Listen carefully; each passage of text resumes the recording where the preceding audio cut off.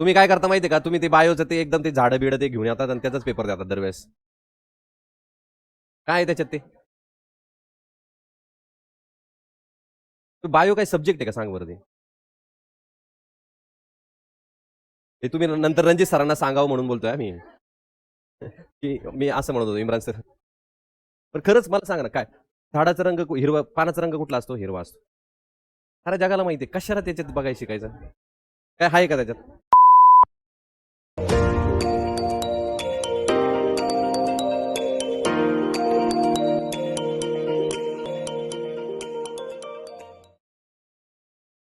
तो next last topic आहे बघा ह्या चॅप्टरचा, that is aromatic hydrocarbons. Okay, aromatic hydrocarbons are simply the benzene rings. Benzene ring आपण सिम्पल त्याचं एक एक्झाम्पल बघतो. दोन टाईपचे हायड्रोकार्बन्स आहेत, एक ॲलिफॅटिक हायड्रोकार्बन आणि ॲरोमॅटिक हायड्रोकार्बन. तो ॲलिफॅटिक म्हणजे तुमचे अल्केन, अल्किन, अल्काइन्स हे ॲलिफॅटिक हायड्रोकार्बन्समध्ये येतील. So these aliphatic hydrocarbons are simply the hydrocarbons which are attracted towards the fat, किंवा हे फॅट्सच असतात बेसिकली, ऑइल वगैरे. ॲरोमॅटिक आपलं ॲलिफॅटिक. ॲरोमॅटिक हायड्रोकार्बन्समध्ये स्पेशल टाईप ऑफ स्टेबिलिटी असते, त्यांना आपण सेपरेट कॅटेगोराइज्ड करतो, that is in aromatic hydrocarbons. So aromatic is a word which is derived from aroma, Greek word. Aroma is a smell, good smell, चांगला smell. त्याला ॲरोमावरनं त्याचं नाव आहे ॲरोमॅटिक. त्याचं बेस्ट आणि बेसिक एक एक्झाम्पल आहे, that is benzene. There are two types of aromatic compounds. एक असतात बेन्झिनॉइड आणि एक असतात non बेन्झिनॉइड. बेन्झिनॉइड aromatic hydrocarbons are the hydrocarbons in which one or more benzene rings are contained. So at least एखादी त्याच्यात बेन्झिन रिंग असेल. समजा फिनॉल आहे तुमचं, बेन्झिन आहे, naphthalene. These are examples of benzenoid. Benzenoid म्हणजे बेन्झिन सारखे. आणि एक आहे नॉन बेन्झिनॉइड. तो ॲरोमॅटिक आहेत बट त्यांच्यामध्ये बेन्झिन रिंग नाही आहे, त्यांना काय म्हणणार आपण? Non benzenoid hydrocarbons. आणि एक जे ॲरोमॅटिक नसतील त्यांना काय म्हणतो आपण? Non aromatic hydrocarbons. ठीक आहे बरं. आता बेन्झिन बघतोय, दॅट इज ॲरोमॅटिक हायड्रोकार्बन्स. बघा एक एक्झाम्पल्स आपण घेऊया. समजा हा बेन्झिन आहे, दिस इज युअर ॲरोमॅटिक हायड्रोकार्बन्स, है ना. आणि हा काय आहे? बेन्झिनॉइड आहे, बेन्झिनॉइड. बघा हा naphthalene, this is naphthalene. So benzene ring आहे याच्यामध्ये. बघा फिनॉल है ना, बेन्झिनॉइड, बेन्झिन रिंग आहे ॲटलिस्ट एक. तर हे सगळे मी आता जे काढतोय ते सगळे काय आहे? बेन्झिनॉइड आहे. दोन बेन्झिन एकमेकांना असे अटॅच आहेत बघा, डायफिनिल और डायफिनिल. दोन्ही फिनिल रिंग किंवा benzene ring attached. So this is also your benzenoid aromatic hydrocarbons. ठीक आहे, येते लक्षात. मग ॲरोमॅटिक हायड्रोकार्बन्सच त्यांना काय म्हणतो आपण? बेन्झिनमध्ये असं काय आहे की त्याला स्पेशल स्टेबिलिटी आपण म्हणतो? तर आपण हुकेल रूल बघितलेला आहे, आठवतंय तुम्हाला? हकेल्स रूल बघितलाय? हकेल्स रूल नाही बघितला? नाही बघितला? बेसिक प्रिन्सिपलमध्ये नव्हता का? आत्ता आहे का या चॅप्टरमध्ये का? बघता का थोडंसं त्याच्यात होता का म्हणून? नाही नाही नाही, आहे याच्यात, या चॅप्टरमध्ये. ठीक आहे, सोडून द्या सोडून द्या. तर ह्या चॅप्टरमध्ये तर ॲरोमॅटिक हायड्रोकार्बन्स, ठीक आहे, ॲरोमॅटिक का असतात तर त्याच्यासाठी 3-4 क्रायटेरियाज आहेत. एक हुकेल रूल येतो, हकेल्स रूल. ठीक आहे, त्याच्यानंतर आहे conjugated system add all, but ते पुढे येईल त्यावेळेस मी तुम्हाला सांगतो. मग हे झाले बेन्झिनाइड हायड्रोकार्बन्स, किंवा आपण आता याच्यासोबतच डील करणार आहे. त्यातल्या त्यात आपण फक्त आता बेन्झिन बघणार. मग ह्या ॲरोमॅटिक हायड्रोकार्बन्सचं नॉमेनक्लेचर कसं करतात? तर सिम्पल आहे बघा. याचं तर आपल्याला माहिती आहे, हा बेन्झिन आहे. तो हा बेन्झिन आहे, याला OH अटॅच्ड आहे, बरोबर की नाही? मग याचं नॉमेनक्लेचर काय येईल? बेन्झिनॉल. ठीक आहे, हा हायड्रॉक्सी आहे, अल्कोहोलिक फंक्शनल ग्रुप आहे. OH ला आपण कसं लिहितो? OL. तो याचं नॉमेनक्लेचर येईल बेन्झिनॉल. ठीक आहे, किंवा अजून आपण त्याचं असं पण करू शकतो बघा, हा OH सबस्टिट्युएंट आहे तर हायड्रॉक्सी झाला, मग हायड्रॉक्सी बेन्झिन असं पण तुम्ही लिहू शकता. बेन्झिनॉल पण करेक्ट आहे, हायड्रॉक्सी बेन्झिन पण करेक्ट आहे.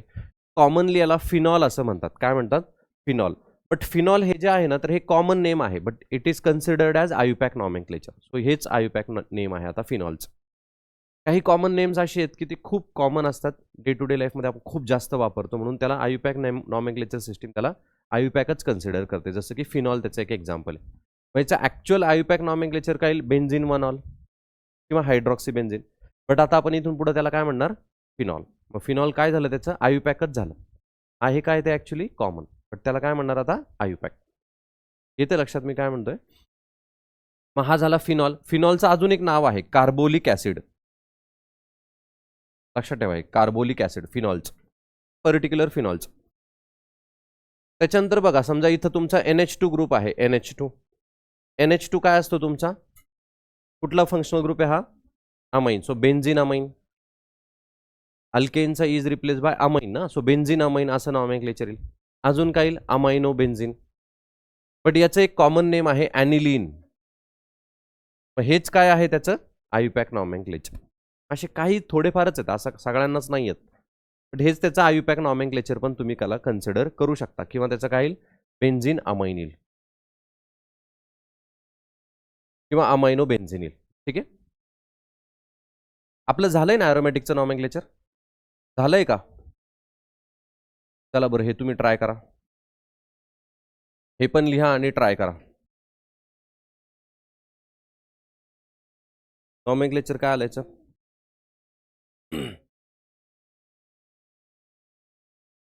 बघा, इथनं येईल नंबरिंग. 1 bromo 4 chloro benzene.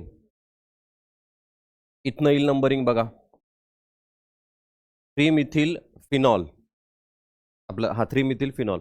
आता याचं जे नॉमेनक्लेचर आहे बघा, आता हा टोल्यून आहे 1,2 डायमिथिल बेन्झिन. बट हा जो आहे ना, दिस इज टोल्यून. हे टोल्यून पण आयुपॅक नॉमेनक्लेचर आहे. कॉमन नेम काय आहे मिथाइल बेन्झिनचं? टोल्यून आहे. बट टोल्यून हे आयुपॅक नॉमेनक्लेचर पण कन्सिडर करू शकतो. मग याचं नॉमेनक्लेचर 1,2 डायमिथिल बेन्झिन पण करेक्ट आहे. 2 मिथिल टोल्यून असं पण लिहिलं तरी चालेल, दोन्ही करेक्ट आहे. येते लक्षात मी काय म्हणतोय? तो याचं नॉमेनक्लेचर तुम्ही 2 मिथिल टोल्यून असं लिहिलं तरी चालेल, 1,2 डायमिथिल बेन्झिन असं लिहिलं तरी चालेल, दोन्ही पण करेक्ट आहेत. याचं पण तसंच आहे बघा. समजा तुम्ही याचं असं पण लिहू शकता, जर टोल्यूनला आयुपॅक कन्सिडर केलं तर फिनॉल तुमचा सबस्टिट्युएंट होईल. मग 3 हायड्रॉक्सी टोल्यून हे पण चालेल. कळतंय ना मी काय म्हणतोय? याच्यात चुकीचं कुठलंच नाहीये, मी जस्ट सांगतोय की कुठले कुठले चालतील. कळतंय ना?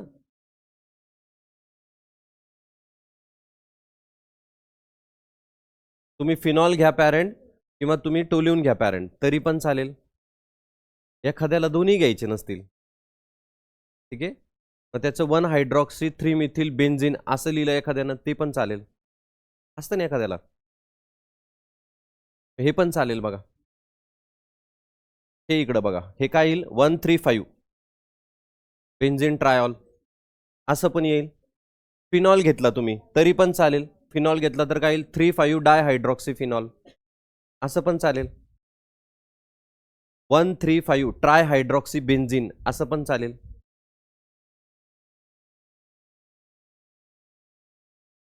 फिन नाही ना हे, बेन्झिन.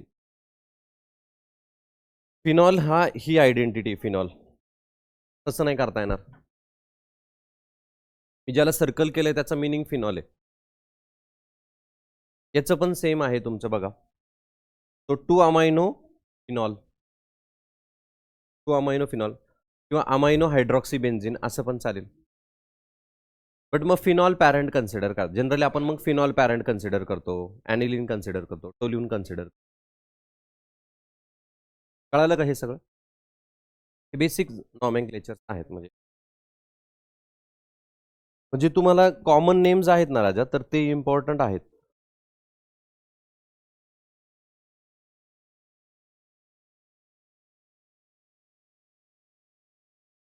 आता हे बघा, याला 1,2 ला हा जो 1,2 तुमचा हे आहे, तर याला झायलीन असं म्हणतात. याचं कॉमन नेम काय आहे 1,2 डायमिथिल बेन्झिनचं? झायलीन.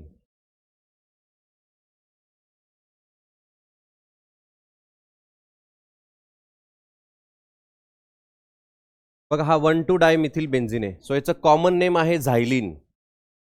हा ऑर्थो पोझिशनला आहे. ऑर्थो पोझिशन माहिती आहे ना सगळ्यात? ऑर्थो झायलीन याला काय म्हणायचं? ऑर्थो. हा CH3 जर मेटाला असता तर याला मेटा झायलीन म्हणाला असतो, पॅराला असतं तर पॅरा झायलीन म्हणाला असतो. मग 1-2 किंवा 2 मिथिल ग्रुप्स आहेत त्याला झायलिन म्हणायचं, कॉमन नेम. आयपॅक नाही, कॉमन. ओके, काय म्हणणार त्याला? झायलिन. हे विथ रिस्पेक्ट टू याच्या ऑर्थो आहे म्हणून याला ऑर्थो झायलिन म्हणा. समजा ही केस आहे तुमची, याच्या रिस्पेक्टिव्ह मेटाला आहे सो याला मेटाझायलिन म्हणा. पॅराला आहे तर पॅराझायलिन. असे काही कॉमन नेम्स आहेत जे तुम्हाला येतील. हे कॉमन नेम्स मी का वारंवार सांगतोय, कारण त्यांनीच प्रश्न विचारतात, तेच इम्पॉर्टंट आहेत. येते लक्षात नाही. आयपॅकला जनरली तेवढं नॉमेनक्लेचरने नाही विचारत, झायलिन विचारतील, ते माहिती पाहिजे. मग ऑर्थोमेटा आणि पॅराझायलिन येईल. OH दोन असतील तुमचे तर त्याचे पण वेगळे नॉमेनक्लेचर आहे, बट ते अल्कोहोल फिनॉल्स चॅप्टरमध्ये आता खूप कंप्लिंग होतं. ठीक आहे, आपलं बेसिक प्रिन्सिपल्स ऑफ ऑर्गॅनिक केमिस्ट्रीचे क्वेश्चन्स राहिलेत ना डिस्कस करायचे. कधी सांगितलं होतं मी? सांगितलंच नाही, आपण बोललोच नाही त्याच्यावर. सांगितलं होतं त्याला 2 आठवडे झालेत, मला कोणीच रिमाइंडर दिला नाही. बघत होतं की रिमाइंडर कधी येईल, मला आलाच नाही. आता सांगतो, मला चांगलं आठवतं कुठला तरी सोमवार किंवा रविवार असं मी बोल. हां, त्याच्यानंतर आता 3रा आलाय, 16 सोमवार होतील थोड्या वेळाने. डिझायर्ड प्रोडक्ट मिळेल मग आपल्याला. कधी घ्यायचे? आज वार परत अगेन मंडे आहे बघा.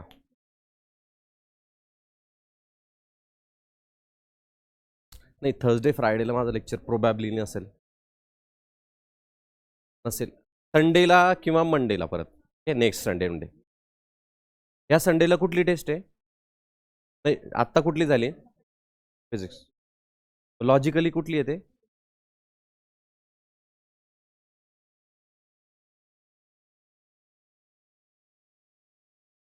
कुठल्या चॅप्टरची टेस्ट झाली शेवटची?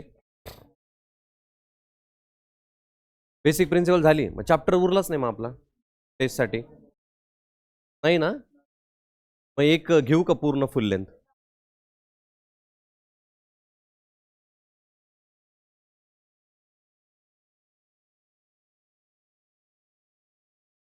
केमिकल बॉन्डिंग ची टेस्ट नाही झाली? सांगा ना मग, नाही झाली.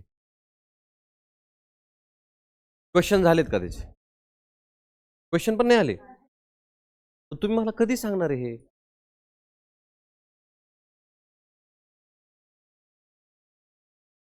अरे मला सांगायचं, मी कसं राहील अपडेट मला सांगा बरं. तुम्हाला सांगायला पाहिजे ना, मला कोणाचं काय चाललंय हेच कळत नसतं. मला रोज विचारायला लागतं काय चॅप्टर चाललाय, काय झालंय. केमिकल बॉन्डिंग पेंडिंग आहे आणि बेसिक प्रिन्सिपल्स पेंडिंग आहे. अरे टेस्ट झाली, क्वेश्चन्स नाही घेतले. मी आता क्वेश्चन्स बद्दल बोलतोय. तुम्ही काय करता, मधून मधून लक्ष देतात, त्याच्यामुळे तुम्हाला कळत नाही. नाही का, म्हणजे बोल आपला तुझा आज तू काय बटाटा खाल्ला का? बरोबर. काय नाही सर, ते नाही करायचं राजा. कंटिन्युटी असली पाहिजे ना. तो विषय केव्हाच बंद पडला, दुसरा विषय सुरू झाला.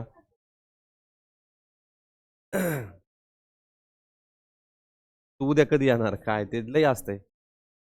परत एखादी ॲबसेंटी आली तर मग त्याचा बॅकलॉग पडतो. हे सांगायचं असतं ना की आज काय खाल्लं पिल्लं सगळं, उठले कधी झोप. ॲबसेंट राहिल्यावर आणखी त्याचा बॅकलॉग, तो भरून काढायला लागतो. सो केमिकल बॉन्डिंग आणि बेसिक प्रिन्सिपल्स राहिले. टेस्ट बेसिक प्रिन्सिपलची झाली, केमिकलची झालेली नाही. मग आपल्याला केमिकल बॉन्डिंगचं क्वेश्चन डिस्कस करायला लागेल, त्याशिवाय टेस्ट नाही घेता येणार मला संडेला, बरोबर. बट आता याच्यात असं आहे की गमत तुमचा अभ्यास तर फुल झालेला असणार आहे, पण तुम्हाला रिव्हिजन लागेल, म्हणजे रिव्हिजन करायला लागेल. मग मला उद्या डिस्कस नाही करता येणार प्रोबॅबली. त्याच्यानंतर माझं 2-3 दिवस एखाद दिवस लेक्चर नसेल. मग मला खरं तर ते मलाच म्हणायचं आहे वाव, मीच थर्सडे फ्रायडेला प्रोबॅबली नसेल. मला ब्रेक हवाय, ब्रेक हवाय. नाही खरंच मला ब्रेक हवाय. मी सरांना म्हटलं सर मला 2 दिवस ब्रेक द्या तुम्ही.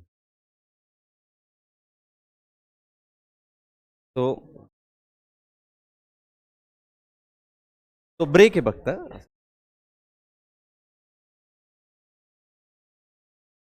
तर मग मला फ्रायडेपर्यंत नाही आहे, मी म्हणजे डिस्कस करता येणार नाही. संडेला केमिकल बॉन्डिंग लावता येणार नाही. पॉईंट कळाला मी काय म्हणतो? आता राहिला बेसिक प्रिन्सिपल, तर ती झाली आहे. आता काय करायचं? एक काम करू का? थेरॉटिकल फक्त रिॲक्शन्सची टेस्ट ठेवू का? अल्केन, अल्किन आणि अल्काइनची, कन्व्हर्जन्सची आणि ही.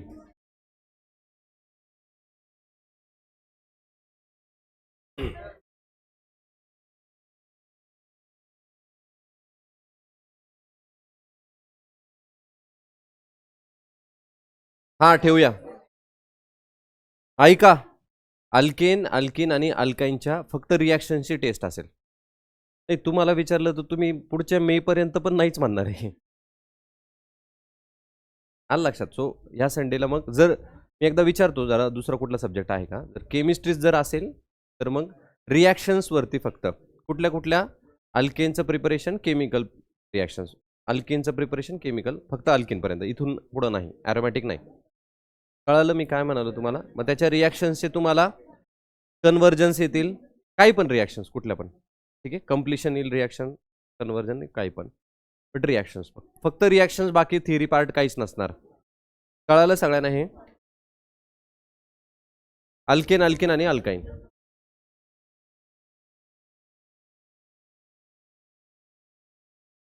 हाँ, अच्छा हो सकता है.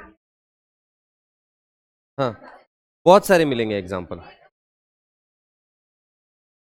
अच्छा एक अभी दूं, वही जो ऐसे दिया था ना, कन्वर्ट वन फिनॉल इनटू दिस दिस दिस, ऐसे. हाँ म्हणजे तसंच.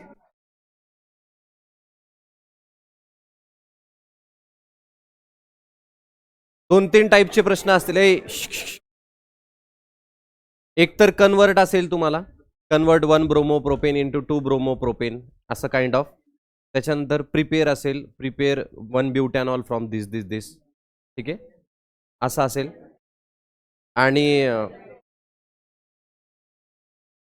आणि एखादं मग लाईक असं असेल की explain Markovnikov's rule with simple suitable example.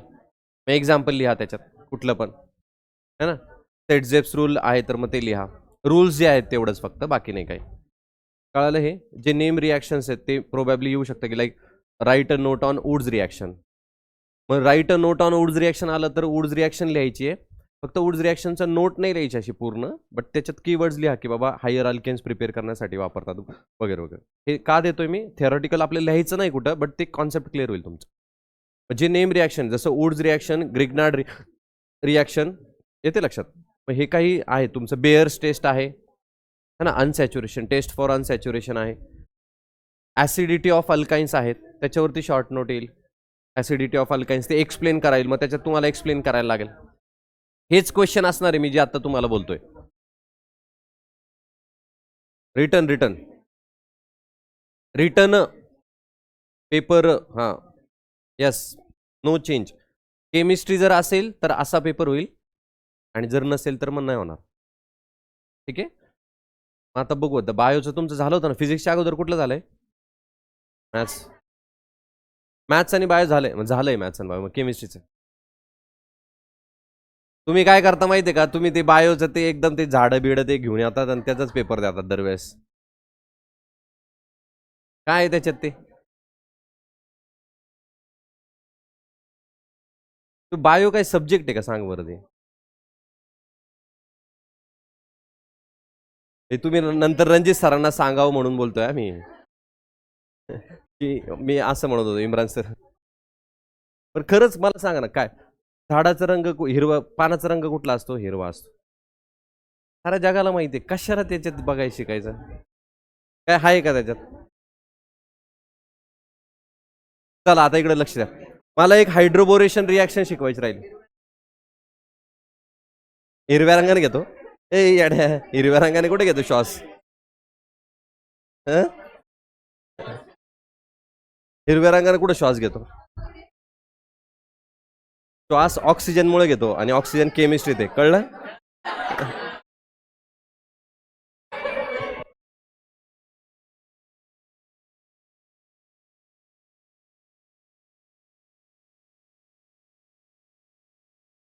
उलटा आम्ही जे सोडतो ना CO2, त्यानं झाडं वाढतात, कळलं का? हायड्रोबोरेशन, चला hydroboration of alkenes.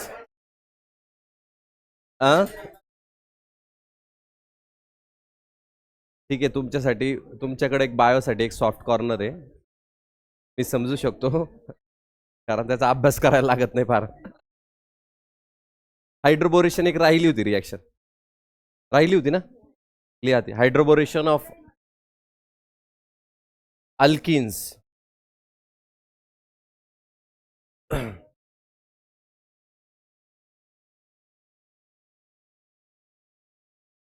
In टेट्राहायड्रोफ्युरान.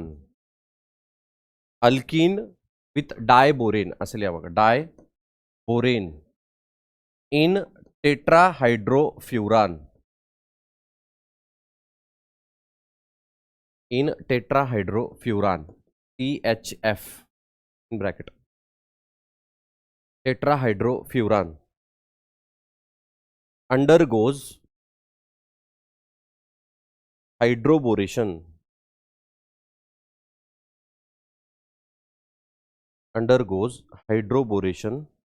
to form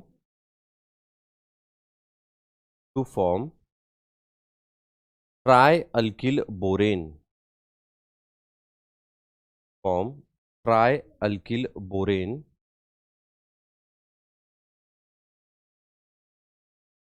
which on oxidation with alkaline peroxide,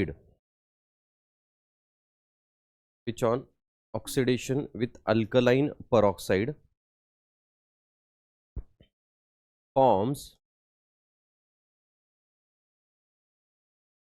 alcohol.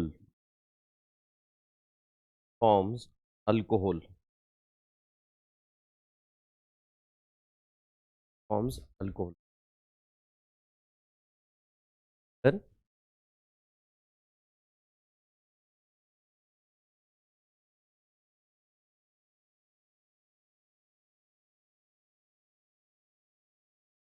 बघा, CH3CH2, this is your alkene when reacts with borane.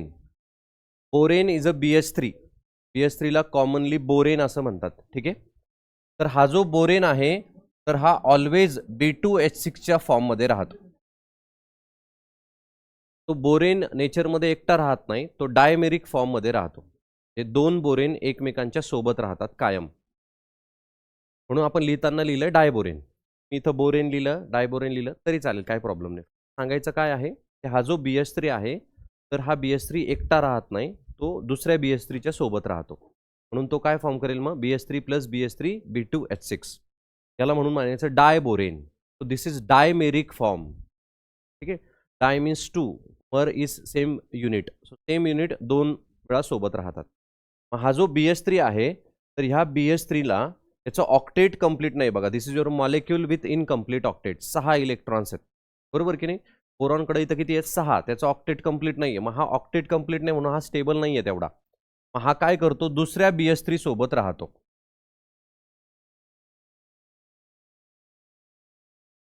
बघा हे दोन BH3, मग होतं काय की हे जे दोन इलेक्ट्रॉन्स आहेत तर हा हायड्रोजन याच्या सोबत पण शेअर करतो, या बोरॉन सोबत, आणि ह्याचे दोन इलेक्ट्रॉन आहेत तो ह्या बोरॉन सोबत शेअर करतो.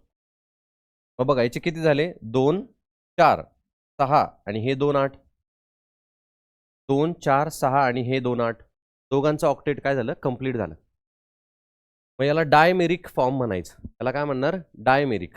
दोन युनिट एकमेकांच्या सोबत राहतात. ठीक आहे, मग हे जे दोन इलेक्ट्रॉन्स आहेत बघा, हे वाले आणि हे दोन इलेक्ट्रॉन्स, याला मी असं लिहितो बघा,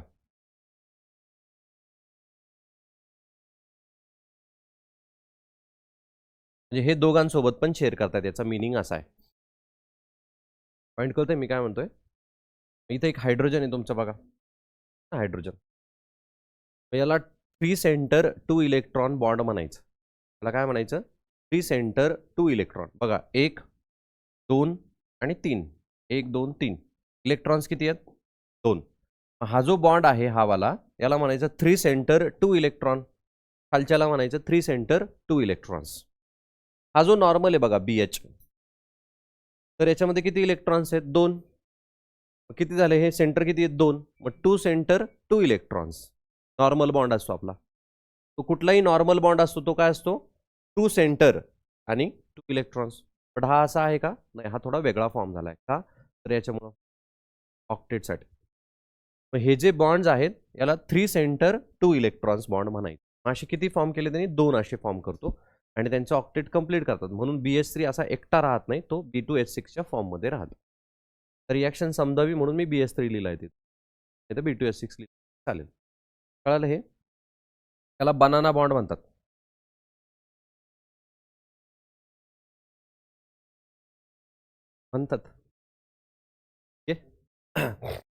डन, हे कळालं तुम्हाला? तो हा जो BH3 आहे बघा, आता काय होईल तुमचं, तर BH3च्या केसमध्ये हा जो बोरॉन आहे, नीट लक्ष द्या, दिस इज युअर इलेक्ट्रॉन डिफिशियंट.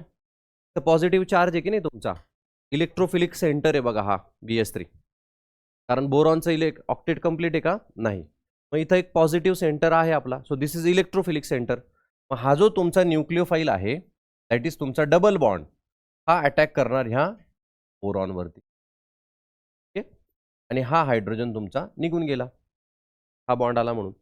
काय मिळेल बघा, तो खाली लिहितो CH3 CH CH2B. ठीक आहे, आणि इथला इलेक्ट्रॉन्स गेले म्हणून इथं पॉझिटिव्ह चार्ज येईल. आता हा बोरॉन इथं का अटॅच होत नाही, कारण इथं पॉझिटिव्ह चार्ज आला असता आणि हा प्रायमरी कार्बोकटायन आहे विच इज दिस स्टेबल.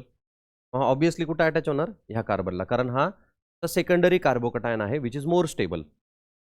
येते लक्षात, पॉईंट करते. ओके, मग नाव तुमचा हा जो H बाहेर पडला, H minus, this will abstract this. तो काय मिळेल तुम्हाला, CH3 CH2 CH2BH, बरोबर की नाही, असं मिळेल. हे मिळालं, कसं कळालं, कसं मिळालं, कळालं तुम्हाला हे इथपर्यंत? डन. ओके, तुम्ही इथपर्यंत लिहा फक्त, कारण याच्या अजून 2-3 स्टेप्स आहेत, दाखवतो एकदा, एवढं लिहा. लिहिलं का सगळ्यांनी?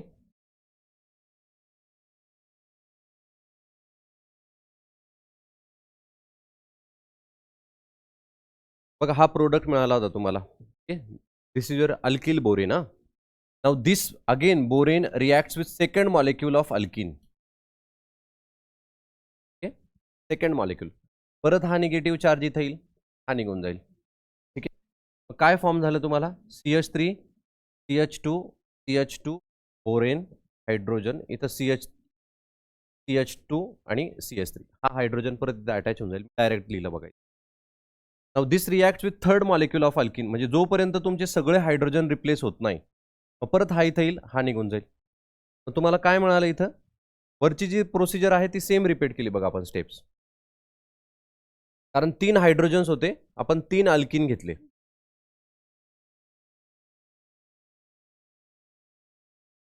So this is your try alkyl borane, है ना, ट्राय प्रोपिल हा, मग याला ट्राय प्रोपिल बोरेन असं म्हणू.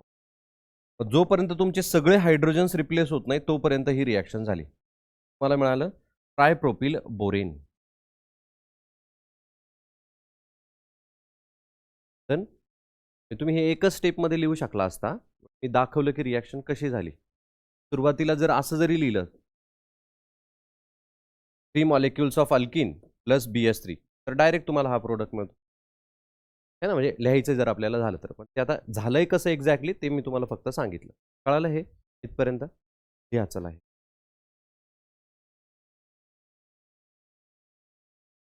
लिहिलं हे? मग बघा, ट्राय अल्किल बोरेन फॉर्म झालाय. Now this reacts with alkaline hydroxide, sorry, peroxide, तर तुम्हाला मिळतो अल्कोहोल. कसा मिळतो बघा,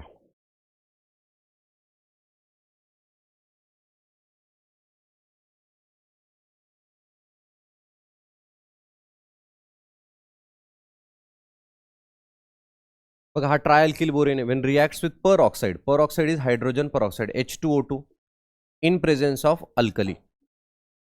OH मायनसचा मिनिंग काय होतो, अल्कली. H प्लस असेल तर ॲसिडिक कंडिशन, OH म्हणजे बेसिडिक कंडिशन, बेसिक कंडिशन. ठीक आहे, त्याला अल्कलाइन म्हणतो आपण, बेसिकला काय म्हणतो, अल्कलाइन. तो OH मायनस लिहिलं, अल्कलाइन लिहिलं, बेसिक लिहिलं तरी चालेल. तो हे जे OH आहे, दिस इज युअर मीडियम सॉल्वंट आहे हा. ठीक आहे, आणि वरची जी BH3 मध्ये आपण टेट्रा हायड्रोफ्युरान लिहिलं आहे बघा, तर ते THF जे आहे ना, ते सॉल्वंट आहे, लक्षात घ्या, मला सांगायचं राहिलं. THF is a solvent. कधी वापरला आपण ते विथ बोरेन. तसंच हा OH काय रिॲक्शनचं मीडियम आहे. हा H2O2 आहे बघा. 3 मॉलिक्युल्स ऑफ H2O2 घेऊ आपण. किती मॉलिक्युल्स? 3. H2O2 म्हणजे काय आहे? हे परऑक्साईड आहे बघा असं. OH बरोबर की नाही? असे किती मॉलिक्युल्स घेतले? 3. मग किती OH आहे तुमच्याकडं? टोटल OH सांगा. हे 3 आणि हे 3 6. किती टोटल? 6. बरोबर? मग हे 6 OH आहेत बघा आपल्याकडं. मग काय होईल तुमचा हा बॉन्ड इथनं ब्रेक होतो. ठीक आहे? बघा काय असेल मग तुम्हाला हे CH3 CH2 CH2. ठीक आहे. आणि याला OH अटॅच होईल एक. 6 मधला एक OH याला अटॅच झाला. ठीक आहे. हा पण बॉन्ड इथनं ब्रेक होईल. परत तुम्हाला काय मिळेल CH3 CH2 CH2 आणि त्याला एक OH अटॅच होईल. हा बॉन्ड इथनं ब्रेक होईल. काय मिळेल CH3 CH2 CH2 OH. असे 3 मॉलिक्युल्स मिळतील. मी डायरेक्ट लिहितो 3 मॉलिक्युल्स. किती OH गेले? 3 गेले. उरले किती? ते बोरॉन सोबत जातील. BOH thrice. कळालं हे? कळालं का? मग इथं काय मिळालं तुम्हाला? अल्कोहोल. काय मिळाला? अल्कोहोल. आता बघा स्टार्टिंग मटेरियल तुमचा काय होता? CH3 CH double bond CH2. बरोबर की नाही? OH तुमचा कुठं अटॅच झाला? पहिल्या कार्बनला. So this is anti Markovnikov product. आपण एक अल्कोहोलची प्रिपरेशनची रिॲक्शन बघितली आहे की कॉन्सन्ट्रेटेड H2SO4 प्लस H2O. बरोबर की नाही? Acidic hydration of alkenes. तर तो तुम्हाला मार्कोनिकॉप्स अल्कोहोल देतो. मग अँटी मार्कोनिकॉप्स अल्कोहोल जर तुम्हाला हवा असेल तर तुम्हाला हायड्रोबोरेशनच रिॲक्शन करायला लागतं. मग आपण बघा HCl HBrच्या केसमध्ये आपण काय केलं? HBr साठी आपल्याला परऑक्साईड इफेक्ट घेतला आपण. ठीक आहे. Anti Markovnikov's. OH साठी नव्हता काही. OH साठी आपल्याला ही रिॲक्शन मिळाली. तू लक्षात ठेवायचं जेव्हा कधी तुम्हाला अँटी मार्कोनिकॉप्स अल्कोहोल प्रिपेअर करायचं आहे तेव्हा तुम्हाला हायड्रोबोरेशन करायला लागेल. आणि मार्कोनिकॉप्स करायचं आहे त्यावेळेस तुम्हाला ॲसिड हायड्रेशन करायला लागेल. दॅट इज H2O ची ॲडिशन करायला लागेल in presence of acid. Point कळतंय मी काय म्हणतोय? हा फरक आहे लक्षात घ्या आणि ही रिॲक्शन आपल्याला अँटी मार्कोनिकॉप्ससाठी मिळाली. ठीक आहे. सो OH जो असणार आहे तुमचा तो कुठे अटॅच होईल? मोर नंबर ऑफ हायड्रोजन ॲटमला अटॅच होईल ना की लेस नंबरला. ठीक आहे. ही reaction.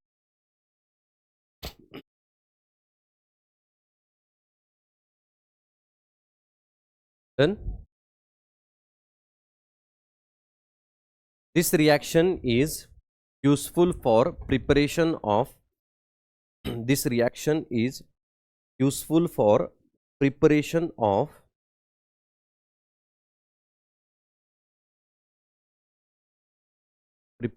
of anti-Markovnikov's alcohol. Anti-Markovnikov's alcohol.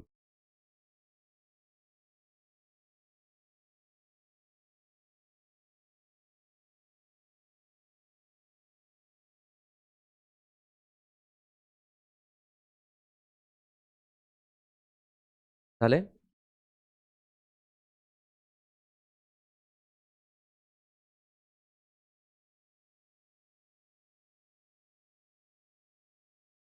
Anti-Markovnikov's alcohol. Anti-Markovnikov's alcohol. बघा मग हीच रिॲक्शन आपण कशी करू शकतो? CH3 CH double bond CH2. समजा ही रिॲक्शन तुम्ही केली H2SO4 with H2 that is acid कॅटलाइज hydration. तर तुम्हाला काय मिळेल? CH3 CHOH आणि CH3 दॅट इज 2 प्रोपॅनॉल. आणि ही रिॲक्शन तुम्ही BH3 सोबत केली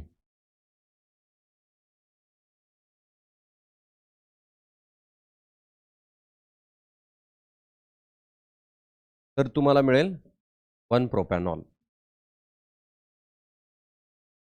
फरक कळाला? रिॲक्टंट तोच आहे. ॲसिड हायड्रेशन केलं तर 2 प्रोपॅनॉल, BH3H2O2 केलं तर.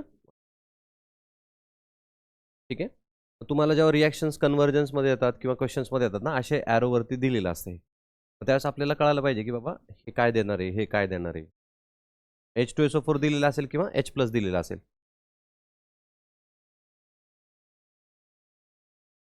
लिहिलं हे.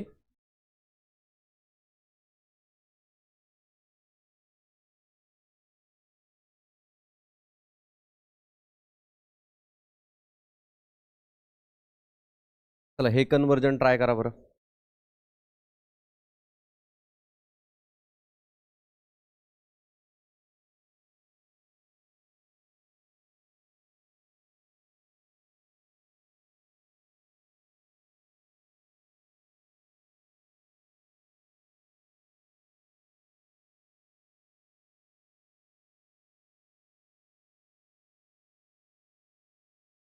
सेकंड नंबरचं केलंय का? हे फर्स्ट नंबरचं इथं काय केलं तुम्ही?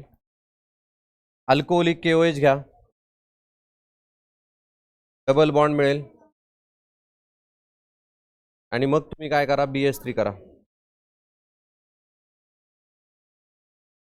बरोबर, हा प्रोडक्ट मिळेल. अशा 2 स्टेप्समध्ये होईल रिॲक्शन.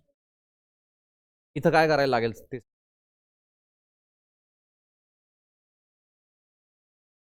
इथं काय करणार? अल्कोहोलिक KOH, डबल बॉन्ड, त्याच्यानंतर HBr परऑक्साईड. इथं काय करणार? अल्कोहोलिक KOH, बरोबर, आणि मग काय करणार? BH3 का. आता लॉजिक लागायला लागले असतील का तुम्हाला? नाही.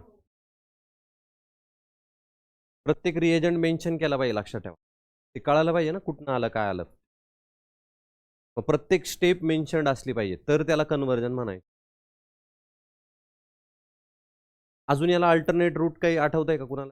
व्यतिरिक्त कोणी लिहिलं आहे का? नाही ना?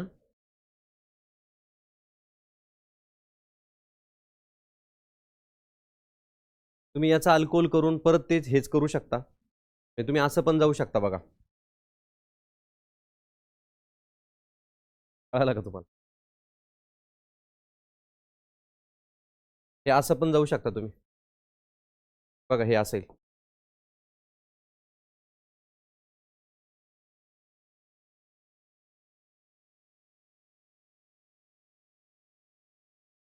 बघा, हा एक रूट आला.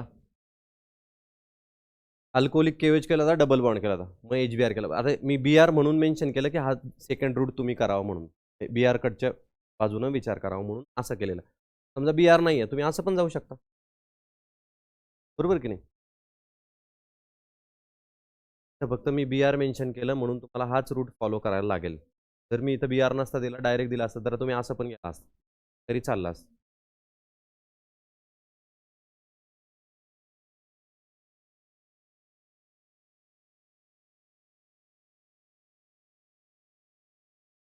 इधर ठीक है, परऑक्साइड एंटी मार्कोनिक BR चाहिए नहीं सिमेट्रिकल. 3 कार्बन है ना ये, चाहिए सिमेट्रिक.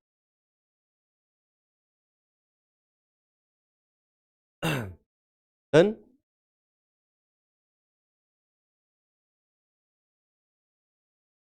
चला, एरोमॅटिक हायड्रोकार्बन्स.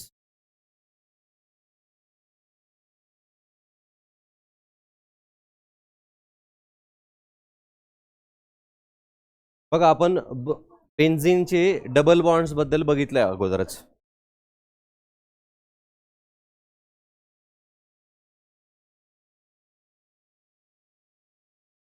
बघा, असा एक कंपाऊंड आहे तुमचा 1,2-डायब्रोमो बेन्झीन.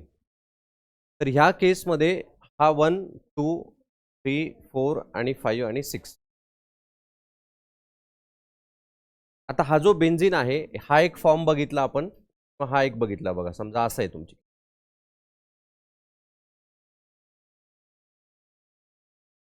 हा पण 1,2-डायब्रोमो बेन्झीन आहे. दोघांमध्ये फरक काय दिसतोय का तुम्हाला? काय फरक आहे? Double bond. पहिल्याच्या केसमध्ये इथं डबल बॉन्ड दिसतोय, दुसऱ्याच्या केसमध्ये इथं डबल बॉन्ड नाहीये, बरोबर की नाही? बट हे जे दोन्ही आहेत, हे सेम कंपाऊंड्स आहेत. दोन्ही पण 1,2-डायब्रोमो बेन्झीन आहे. हे आयसोमर्स नाही, सेम कंपाऊंड्स आहेत. तर दुसरी जर एखादी केस असती तर त्याला मी आयसोमर म्हणालो असतो. काय म्हणालो असतो? आयसो. बट याला आयसोमर्स म्हणता येईल का? कारण दोघांचे नॉमेनक्लेचर्स काय आहेत? एक आहेत. नॉमेनक्लेचर्स एक असतील तर त्याला आयसोमर्स म्हणता येणार नाही. दोन्ही पण 1,2-डायब्रोमो. बट स्ट्रक्चरली मला दोन्ही डिफरंट वाटतात. म्हणजे बघायला गेलो तर मला वेगळे वाटतात. कारण इथं डबल बॉन्ड आहे, तर तुमचा डबल बॉन्ड नाहीये. पॉईंट कळतंय मी काय म्हणतोय? कळतंय ना मी काय म्हणतो? याला आपण एक्सप्लेन कसं करतो? Explain on the basis of resonance. हे रेझोनन्सच्या बेसिसवरती आपण एक्सप्लेन. बघा, आपण हायड्रोकार्बन्समध्ये बेसिक प्रिन्सिपल्स बघितलेलं की तुमचा जो ॲरोमॅटिक हायड्रोकार्बन असतो, तर त्याच्यातले सगळे बॉन्ड्स हे आयडेंटिकल असतात. All 6 bonds are identical. जसं की बघा आपण इथं बघितलेलं तुम्हाला आठवत नसेल, डबल बॉन्डची बॉन्ड लेंथ असते 134 पिकोमीटर आणि सिंगल बॉन्डची बॉन्ड लेंथ असते 154 पिकोमीटर. बट बेन्झीन रिंगमध्ये डबल बॉन्डची बॉन्ड लेंथ येते 138 पिकोमीटर आणि या सिंगल बॉन्डची पण बॉन्ड लेंथ येते 138 picometer. All bonds are 138 picometer. त्याच्यामध्ये डिस्टिंग्विश काहीच नाही आहे असं बेन्झीनमध्ये. नॉर्मल तुम्ही डबल बॉन्ड सिंगल बॉन्डमध्ये बघाल तर असा डिफरन्स तुम्हाला दिसेल. बट इथं काहीच नाही आहे. मग हे कसं एक्सप्लेन करणार आपण? दिस इज बेस्ड ऑन रेझोनन्स. मग बेन्झीन रिंगमध्ये जे कार्बन कार्बन डबल बॉन्ड आहेत ते एकमेकांच्या सोबत काय आहे? डिलोकलाइज्ड आहेत. ते काय होत आहेत? फिरतायत एका जागेवरून दुसऱ्या जागेवरती जात आहेत कंटिन्युअसली. आणि हे कंटिन्युअसली जात आहेत म्हणून आपण इथं काय करतोय तर सगळ्या बॉन्ड्समध्ये डबल बॉन्ड आले बघा. इथं बघा 1-2 मध्ये डबल बॉन्ड आहे, इथं 1-2 मध्ये नाहीये. इथं 2-3 मध्ये नाहीये, इथं 2-3 मध्ये आलाय. सो बेसिकली हे जे डबल बॉन्ड्स आहेत हे कंटिन्युअसली काय होत आहेत? फिरतायत. We cannot isolate the separate structure. हे वालं आणि हे वालं आपण प्युअर फॉर्ममध्ये त्याला आयसोलेट नाही करू शकत, सेपरेट करून असं बघू शकत नाही. का नाही बघू शकत? कारण हे जे डबल बॉन्ड्स आहेत हे खूप रॅपिड इक्विलिब्रियममध्ये हे कंटिन्युअस फिरतायत. याचं मी कंटिन्युअस फिरताय. We cannot distinguish. इतक्या स्पीडमध्ये आहे की ते आपण त्याला थांबवून बघू शकत. हे असं का होतं तर दिस इज द डिलोकलायझेशन ऑफ पाय इलेक्ट्रॉन्स. पाय इलेक्ट्रॉन्स ही आपली जागा सोडतात, एका जागेवरून दुसऱ्या जागेवरती जाऊन बसू शकतात. हे पाय इलेक्ट्रॉन्सकडे टेंडन्सी असते, सिग्मा इलेक्ट्रॉन्सकडे नसते. का नसते? कारण सिग्मा इलेक्ट्रॉन्स हे इंटरन्यूक्लिअर ॲक्सिस ओव्हरलॅप झालेले असतात असे. तो असे ओव्हरलॅप झाल्यामुळं त्यांचं जे अट्रॅक्शन आहे, इंटरॅक्शन हे खूप स्ट्रॉंग असतं, ब्रेक पण होत नाही आणि त्यांची बॉन्ड एन्थॅल्पी ही काय असते? जास्त असते. म्हणून सिग्मा इलेक्ट्रॉन्स जनरली बरं का, हा कार्बन कार्बन बॉन्ड आहे, हे इलेक्ट्रॉन इथून इथं येणार नाही. म्हणजे बघा हा CC बॉन्ड आहे, इथं येणार नाही. फार काय होऊ शकतं? आपण बघतो इलेक्ट्रोनिगेटिव्हिटीमध्ये हे इलेक्ट्रॉन्स फक्त याच्या डायरेक्शन्स सरकून बसू शकतात. बट एका बेंचवरून उठून दुसऱ्या बेंचवरती जाऊ शकत सिग्मा इलेक्ट्रॉन्स. तर त्याच बेंचवरती ते मध्ये सरकू शकतात, शिफ्ट होऊ शकतात ते सिग्मा इलेक्ट्रॉन्स. बट पाय इलेक्ट्रॉन्स ह्या बेंचवरून त्या बेंचवरती जाऊ शकतात. पॉईंट कळत आहे? असं का होतं? कारण पाय बॉन्ड जो असतो त्याचा लॅटरल ओव्हरलॅप असतो असा. दिस लॅटरल ओव्हरलॅप जो असतो तो तेवढा स्ट्रॉंग नसतो. कारण तो इंटरन्यूक्लिअर ॲक्सिस नाही आहे. न्यूक्लियस एकमेकांसोबत हे झालेले नाही आहेत. बट इथं तसं काय असतं? असं लॅटरल असतं. हे वरच्यावर ओव्हरलॅप आहे. म्हणून ते तेवढं स्ट्रॉंग ओव्हरलॅप नसतं. म्हणून पाय बॉन्ड्सचे जे इलेक्ट्रॉन्स आहेत ते लूजली बाउंड असतात. आणि लूजली बाउंड असल्यामुळं ते इझिली लॉस होऊ शकतात किंवा निघून जाऊ शकतात. आता आपण अल्किनच्या रिॲक्शन्स बघितल्या. डबल बॉन्डनेच अटॅक केला ना तो. का केला? कारण तो लूजली बाउंड आहे. सिंगल बॉन्ड असा अटॅक करत नाहीये अल्किनच्या रिॲक्शन्समध्ये. डबल बॉन्डच का करतो? तर तो इलेक्ट्रॉन्स जाऊ शकतात कारण तो लूजली बाउंड आहे म्हणून. मग तो लूजली बाउंड आहे म्हणून तो रेझोनन्स पण दाखवेल आपल्याला. मग हे जे नेचर आहे हे दोघांचं पण these are not isomeric, these are same dibromo benzenes. हे एक्सप्लेन कसं करणार? Which is based on resonance.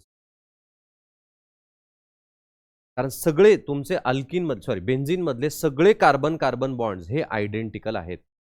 सगळ्यांमध्ये ते कॅरेक्टर आहे डबल बॉन्ड आणि म्हणून त्यांची bond length is nearly 138 picometer which is near to carbon carbon double bond. 150 पण येऊ शकली असती बॉन्ड लेंथ. ही किती आली? 138. का आली? कारण प्रत्येक कार्बन कार्बन डबल्स बॉन्डमध्ये कार्बन कार्बन बॉन्डमध्ये पार्शल डबल बॉन्ड कॅरेक्टर आहे. म्हणून त्याला मी असं सर्कलने शो केलं बघा. याचं मिनिंग काय आहे की हे डबल बॉन्ड असे कंटिन्युअस फिरतायत. So we cannot isolate between this double bond or आपण त्याला सेपरेट नाही करू शकत. म्हणून प्रत्येक बॉन्ड्समध्ये काय आलं? एक डबल बॉन्डचं कॅरेक्टर आलं. प्रत्येक तिथं काय आहे? डबल बॉन्ड आहे. ते असं आहे ते स्ट्रक्चर. येते लक्षात? पण हे असं पॉसिबल आहे का? कार्बनची व्हॅलन्सी तर 6 कडे हायड्रोजनचं अटॅच. मग त्याला आपण एक्सप्लेन कसं करणार की बाबा हे फिरतायत असे. आणि मग आपण हायपोथेटिकली हे ड्रॉ करतो आपल्या अंडरस्टँडिंग. This is सायक्लोहेक्झाट्राईन. हा बेन्झीनला सायक्लोहेक्झाट्राईन पण म्हणू शकतो बघा आपण. आपलं जर आयुपॅक नॉमेनक्लेचर केलं तर दिस इज युअर सायक्लोहेक्झेन. बरोबर की नाही? हा काय आहे? सायक्लोहेक्झेन. त्याला डबल बॉन्ड्स दिले आपण. सो काय झालं? सायक्लोहेक्झा ट्राय इन. बेन्झीन पण म्हणा किंवा सायक्लोहेक्झाट्राईन पण म्हणा. This cyclohexatriene is a hypothetical imaginary structure, त्याचं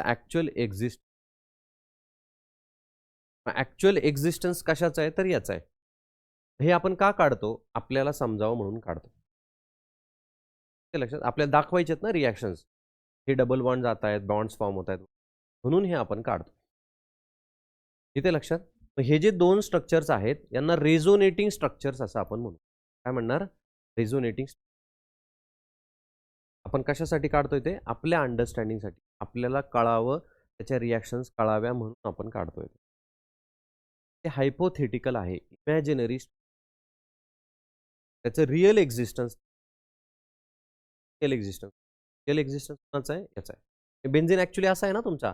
ते डबल बॉन्ड असे एकटे राहून बसणार आहे का? आज नाही फिरत बाबा, मी थांबतो इथं. असं आहे का काही? नाही. फिरतायत ना कंटिन्यू. हेच ते स्ट्रक्चर. ते मला दाखवायला लागेल ना. ते स्ट्रक्चर मला दाखवायला लागेल की बेन्झीन ॲक्च्युअल कसा आहे. तर ॲक्च्युअल हा आहे बेन्झीन. हा कंटिन्यू फिरतोय. कळतंय? असं होणार का? असं सेपरेट करता येईल का मला? नाही. मी सेपरेट करायला गेला हा डबल बॉन्ड इथं, तर तो कुठं येणार आहे? लगेच इथं येणार आहे. त्याला गेला तर तो कुठं येणार आहे? लगेच इथं येणार आहे. कंटिन्यू काय होणार?